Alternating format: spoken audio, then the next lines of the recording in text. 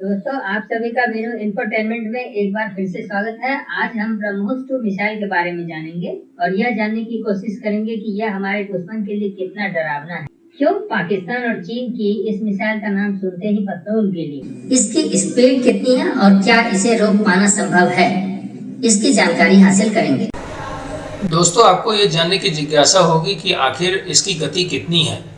तो अभी जो प्राप्त जानकारी मिली हुई उसके अनुसार ब्रह्मोस 2.8 मैक या ध्वनि की गति से लगभग 3 गुना अधिक गति से उड़ता है और यह कहा जाता है कि यह किसी भी ज्ञात वायु रक्षा और सतह से हवा में मार करने वाली मिसाइल प्रणालियां जो हैं उसके लिए यह लगभग अवैध बना हुआ है, क्योंकि इस गति को रिएक्ट करने का समय बहुत कम है। दोस्तों, आपको ये जानने की जिज्ञासा हो सकती है कि यह अपने लक्ष्य को कितने दूर तक भेज सकती है। तो आपके जानकारी के लिए बता दूं कि अमेरिकन आर्म्स कंट्रोल एसोसिएशन जो है उन्होंने इसकी एक ज्ञात सोर्स बताई है कि इसकी कितनी शक्ति है। तो मिसाइल की रेंज 300 किलोमीटर यानी 186 मील और 500 किलोमीटर यानी 310 मील के बीच है, जो इसे उत्तरी भारतीय लॉन्च पैड से पाकिस्तान की राजधानी इस्लामाबाद तक मार करने में सक्षम बनाती है। मियां चुनू में पाकिस्तान इसका मजा चख चुका है, क्योंकि वहां पे एक बार मिसफायर होने से यह मिसाइल जाकर के अपने टारगेट पे अनडिटेक्टेड गिर चुकी है। खुदा का शुक्र मानिए कि इसमें कोई एम्यूनिशन भरा हुआ नहीं था, नहीं तो पाकिस्तान की सामत आ जाती।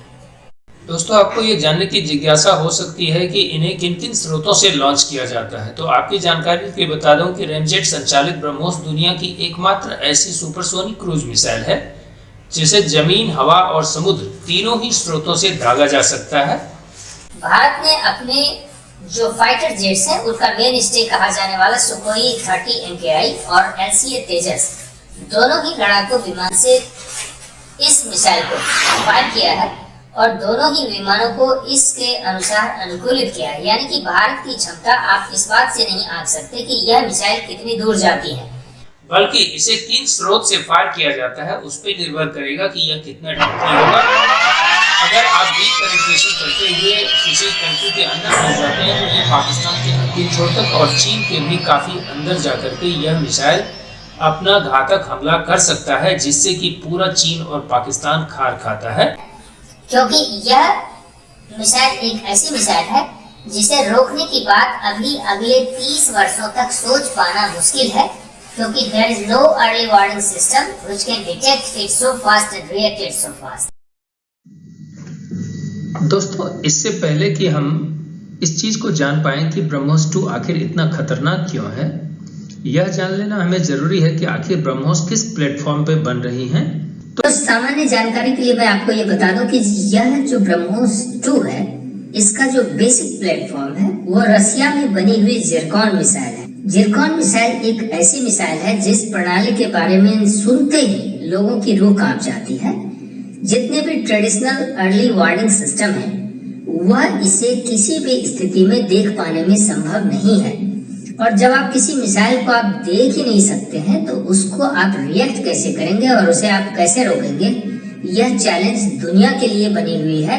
चीन, पाकिस्तान तो बहुत छोटी सी चीज है, अमेरिका के लिए भी यह अभी तक सिरदर्द बना हुआ है कि आखिर इसके लिए काउंटर मेजर्स क्या हो, क्योंकि उनकी जितनी भी ट्रेडिशनल अर्ली वार्निंग सिस्टम है वह इस मिसाइल को डिटेक्ट कर पाने में अक्षम है।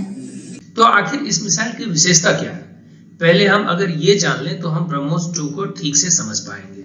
2023 जो जानकारी उपलब्ध है, जिरकॉन मिसाइल जो है ये दुनिया की सबसे तेज गति से चलने वाली मिसाइल है। इस मिसाइल का तोड़ दुनिया का कोई भी देश बनाने में अभी सक्षम नहीं हुआ है। हालांकि ईरान और कई दूसरे देश इसकी कोशिश कर रहे हैं और चीन भी गाहे बगाहे अपनी डोंगफेन मिसाइल को इसके तुलना में रखता है, लेकिन यह जिरकॉन मिसाइल के दूर दूर तक समानांतर नहीं खड़ी है और अमेरिका इस टेक्नोलॉजी में अभी काफी पीछे चल रहा है।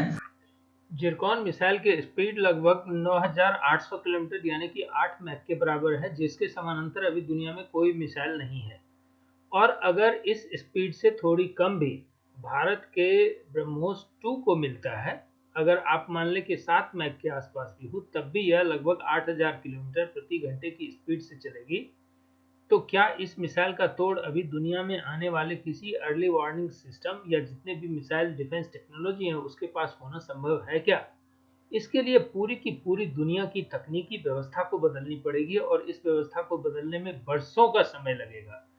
इस स्पीड को हासिल करने में, जिस स्पीड को आप देख रहे हैं ज़िरकॉन मिसाइल की, इसको डेवलप करने में ही लगभग 25 वर्ष से ऊपर लग चुके हैं। और जो आपका ब्रह्मोस है उसका स्पीड लगभग अभी 2.8 मैक है। और यह जो जंप होगा 2.8 मैक से 6 मैक का, वह कितना बड़ा क्वांटम जंप होगा यह आप समझ सकते हैं। तो क्या इससे चीन और पाकिस्तान को डरने की स्थिति बनती है या नहीं बनती है? आप सहज ही समझ सकते हैं कि चीन और पाकिस्तान कितना दहशत में होगा, क्योंकि इस मिसाइल के लिए उसकी की पूरी सेना की व्यवस्था बदलनी पड़ेगी, जो कि खर्च के लिहाज से अभी संभव नहीं है और ना ही तकनीकी रूप से वो इतने आगे हैं कि ऐसी कोई तकनीकी डेवलप कर ले।